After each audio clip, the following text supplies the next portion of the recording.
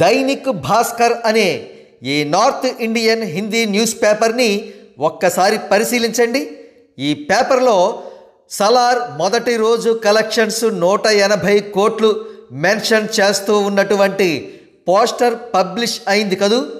అయితే ఈ poster collections cinema మొదటి రోజు ఆటలు పూర్తి కాకుండానే మేకర్స్ సదరు న్యూస్ పేపర్ వారికి పంపారట.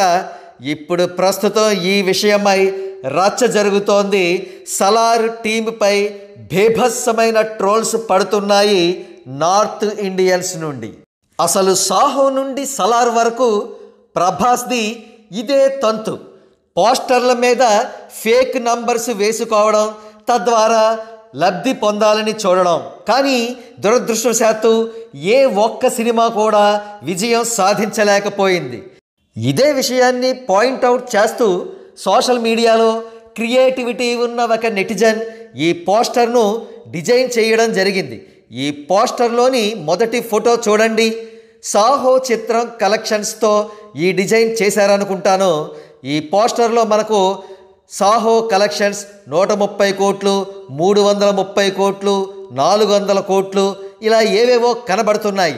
ఇక రెండవ ఫోటో మిక్స్ విషయానికి వస్తే ఇది రాధేశ్యామ్ చిత్రం గురించి అనుకుంటాను. ఇందులో మనకు కనబడుతున్న నంబర్స్ 75 కోట్లు, 119 కోట్లు, 151 కోట్లు, 204 కోట్లు అట.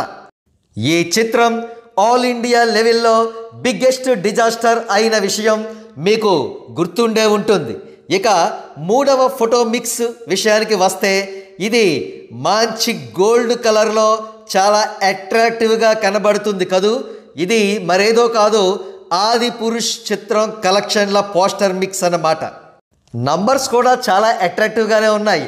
కానీ దురదృష్టవశాత్తు ఈ చిత్రం కూడా బిగ్గెస్ట్ డిజాస్టర్ అనిపించుకోవడం మాత్రమే కాక ప్రభాస్ శ్రీరాముడి గెటప్లో విపరీతమైన ట్రోలింగ్కి కూడా గురయ్యాడు.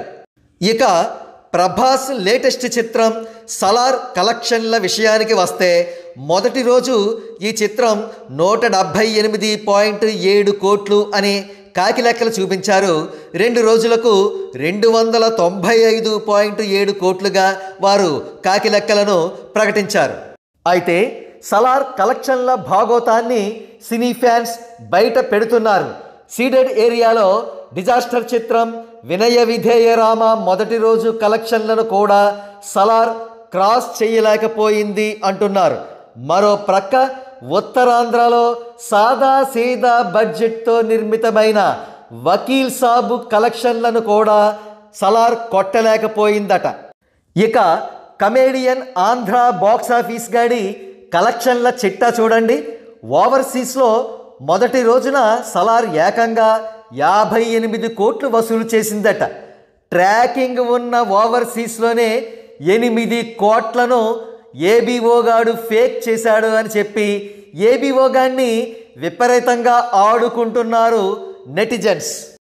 ఏది ఏమైనా పాలసీని రీసెర్చ్లో తేలిన విషయం ఏమిటంటే పోస్టర్ల మీద ఫేక్ కలెక్షన్స్ ఒక చిత్ర విజయానికి ఎంత మాత్రం దోహదం చెయ్యవు. ఈ చేదు నిజాన్ని ప్రభాస్ ఎంత త్వరగా వీలైతే అంత త్వరగా తెలుసుకోవడం మంచిది.